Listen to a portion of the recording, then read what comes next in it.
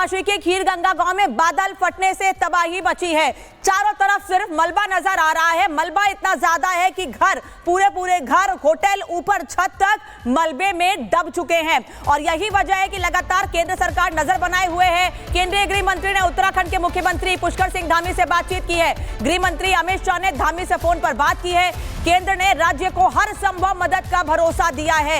एक तरफ राज्य सरकार की ओर से MI चिनूक हेलीकॉप्टर की मदद मांगी गई है, वहीं गृह मंत्री अमित शाह ने मुख्यमंत्री पुष्कर सिंह धामी से बातचीत करके हर संभव मदद का भरोसा दिया है। क्योंकि जो तस्वीरें सामने आ रही हैं वो डराने वाली हैं। पानी इतना ज्यादा है, मलबा इतना ज्यादा है कि परेशानी, चुनौती बढ़ती जा रही है। नाला in this particular village the complete. और इसी बीच एक और बड़ी खबर आपको बता दें, हालात पर हमारी नजर बनी हुई है। ये मुख्यमंत्री पुष्कर सिंह धामी का कहना है। उन्होंने कहा कि देहरादून के लिए भी मैं निकल रहा हूं। NDRF SDRF की टीमें भी मौके पर पहुंच रही हैं। सर, आपको आवाज मिल रही है? हालात क्या है, प्लीज आप बताइएगा। हेलो जी सर, आवाज मिल रही है? हाँ, मिल रही जी सर, आपसे हालात क्या है अभी, किस तरीके से रेस्क्यू टीमें पहुंच रही हैं, इसके बारे में जानकारी चाहेंगे। रेस्क्यू टीमें पहुंच रही हैं और अभी सभी हमारा सबका यही प्रयास है कि सबसे पहले जो घटना हुई है उसमें जो लोग उसकी चपेट में आए हैं सबको सुरक्षित निकाला जाए, बचाया जाए। हर हालत में जो आपदा आई है उसको जल्दी से जल्दी लोगों को राहत पहुंचाई जाए।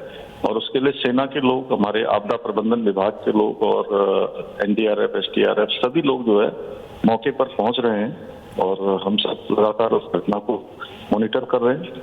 हमारी कोशिश है हम लोग सबकी सुरक्षा है, सबको बचाना हमारी प्राथमिकता है। सर, अभी तक की जानकारी के हिसाब से कितने लोगों की कैजुअल्टी की खबर आपके पास आ पाई है इनपुट के आधार पे? साथ ही क्या देहरादून वापस जा रहे हैं आप? अभी प्रारंभिक चीजें हैं और अभी चूंकि देखिए अभी वहाँ पर लोग पहुँच रहे हैं और अभी उस समय के बाद जो है ये जानकारी आ पाएगी कि कितना नुकसान हुआ है।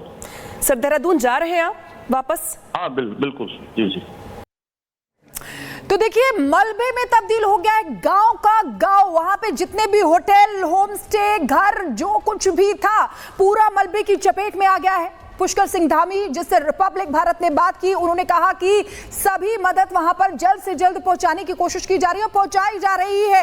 क्योंकि देखिए अब आर्मी को भी उतारा जा रहा है, चिनूक हेलीकॉप्टर की मदद ली जा रही है, MI हेलीकॉप्टर की मदद वहां पर ली जा रही है। चीख पुकार की आवाज आप सुन सकते हैं। और वहां पर किस तरीके की भगदड़ उस समय मची होगी, कैसा मंजर रहा होगा, जो वहां पर लोग थे उन्होंने देखा होगा, वो इन तस्वीरों से अंदाजा लगाया जा सकता है। देखिए, ये 5 तस्वीरों के जरिए आपको बता रहे हैं खीर गंगा में जहां पर बादल फटा है, कई लोग उसमें बह गए हैं जो अभी तक जानकारी मिली है। लेकिन कितने लोग बह गए हैं ये अभी पता नहीं चल पाया है।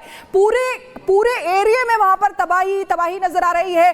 बाजार जो है वो पूरी तरीके से बह गया है। वहां पर गोल घेरे के जरिए आप देखिए किस तरीके से सैलाब ऊपर से बहता हुआ आता है और हर जगह को, पूरे गांव को अपनी चपेट में ले लेता है। और क्योंकि गंगोत्री धाम के लिए इस समय वहां पर जाते हैं, 4 धाम यात्रा करने के लिए, तो गंगोत्री धाम जब भक्त जाते हैं तो ये एक पड़ाव भी माना जाता है धराली, जहां पर ये आपदा आई हुई है। बड़ी चुनौती इसलिए हो सकती है क्योंकि बारिश का मौसम है, मानसून है। ये 5 तस्वीरें आपको दिखा रहे हैं। देखिए किस तरीके से 5 तस्वीरों के जरिए, देखिए पहले वीडियो में सैलाब जो है आता हुआ नजर आ रहा है। दूसरा वीडियो आप देखिए, एरियल व्यू आपको दिखा रहे हैं। मनोज हमारे साथ सीधे जुड़े हुए हैं, उनके पास चलेंगे, उनसे पूछेंगे। मनोज, रेस्क्यू ऑपरेशन अभी कहां तक पहुंचा? बिल्कुल, देखिए बताया जा रहा है कि टीम जरूर वहां पे पहुंची और रेस्क्यू ऑपरेशन शुरू कर दिया गया है, लेकिन वहां की अभी कोई तस्वीर सामने नहीं आ पाई है क्योंकि वहां से जो कनेक्टिविटी थी वो टूट चुकी है। वहां पे जो बिजली की सप्लाई थी वो वहां पे समाप्त कर दी गई है क्योंकि जिस तरीके की तस्वीरें सामने आई है, मलबा ऊपर से आया था तो उसमें जो बिजली के खंभे थे वो भी उसमें बहने की बात ही वहां पे कही जा रही है। लेकिन अभी कोई तस्वीर सामने नहीं आ पाई है। लेकिन अधिकारियों से जिस तरीके से फोन कॉल के माध्यम से बात हो रही है, तो उनका साफ तौर से यही कहना है कि लगातार जो टीमें हैं वो वहाँ पे रेस्क्यू ऑपरेशन चला रही है, वहाँ पे जो लोग हैं उनको बचाने का काम किया जा रहा है। ये भी जांचा जा रहा है कि किनको यहाँ पे बचाया जा सकते हैं, मलबे में कितने लोग दबे होने की क्या कारण है उसका यहाँ पे पता लगाया जा रहा है। लेकिन कहीं ना कहीं अभी सबसे बड़ी बात यही है कि जिस तरीके से राज्य सरकार ने केंद्र सरकार को जो पत्र लिखे हैं, वहां से 2 MI और 1 चीज को मांगा गया है, यानी कि बताया जा रहा है कि अब तमाम जो केंद्र से जब मदद मिलेगी तो यहाँ पे जो रेस्क्यू ऑपरेशन है वो युद्ध स्तर पर चलाया जाएगा। फिलहाल जो टीमें हैं, जो SDRF की और जो NDRF की जो टीमें, जो सेना के जवान है, वो भी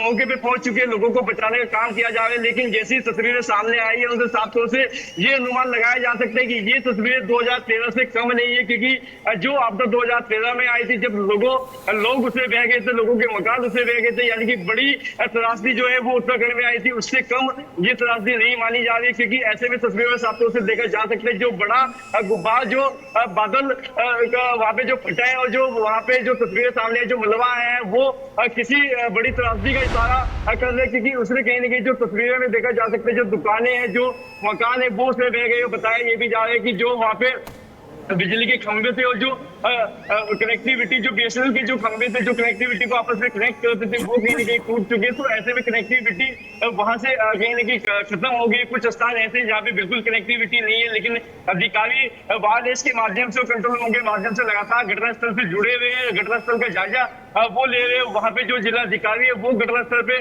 कुछ ही समय के बाद पहुंचेंगे। लेकिन ऐसे में जब सड़कें कहीं ना कहीं जो बाधित हुई है, सड़कों में मलबा आ गया, बोल्डर आ गया, लगातार भूस्खलन भी वहां पे हो रहे, तो ऐसे में कहीं ना कहीं अपने आप का भी बचाव अधिकारियों को भी करना होगा। लेकिन ऐसे में सबसे बड़ी और अहम बात यही होगी कि जो लोग वहां पे फंसे उनको कैसे बचाया जाए। क्योंकि बताया ये भी जा रहा है कि जिस जगह ये बादल फटे थराली में, वहां पे बाजार वहां पे हुआ करते थे, लोगों के मकान वहां पे होते थे, तो कहीं ना कहीं ये उम्मीद जताई जा रही है कि उसमें कुछ बच्चे भी फंसे हुए हो सकते हैं, कुछ महिलाएं उसमें फंसी हो सकती है। तो कहीं ना कहीं उनको बचाने का काम यहाँ पे जो राहत की टीमें हैं, जो SDRF टीम की जो टीमें, जो सेना के जवान है, वो उनको बचाने की कोशिश वहां पे की जा रही है। लेकिन अभी कोई आगे प्रशासन की, ठीक है मनोज, वापस लौटेंगे आपके पास।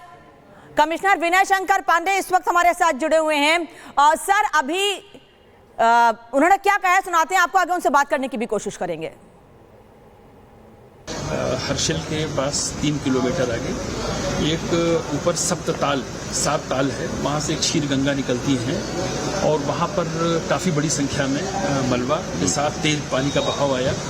इससे ये धराली मार्केट की एरिया को इसने बुरी तरह से हिट किया और जो अभी ताज़ा जानकारी के मुताबिक प्रॉपर्टीज़ का तो काफ़ी डैमेज हुआ ही है और अभी कैजुअल्टीज़ के बारे में कुछ बता पाना अभी संभव नहीं है।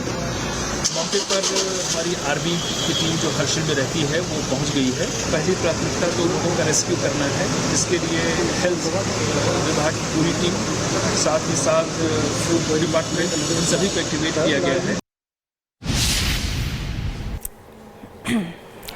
तो देखिए किस तरीके से यहाँ पर बताया जा रहा है कि प्रशासन पूरी तरीके से मुस्तैद है, जल्द से जल्द वहाँ पर मदद पहुँचाने की कोशिश की जा रही है। लेकिन बड़ी बात यह है कि ये बड़ी चुनौती इसलिए है क्योंकि हमारे संवाददाता जिस तरीके से बता रहे थे कि इलेक्ट्रिसिटी भी वहाँ पर चली गई है, बारिश लगातार हो रही है, वो खुद वहाँ पर बारिश में खड़े होकर लाइव दे रहे थे, आप देखिए किस तरीके से। और ऐसे में वहाँ पर रेस्क्यू ऑपरेशन चलाना एक बड़ी चुनौती साबित हो सकती है सर्विस एजेंसियों के लिए।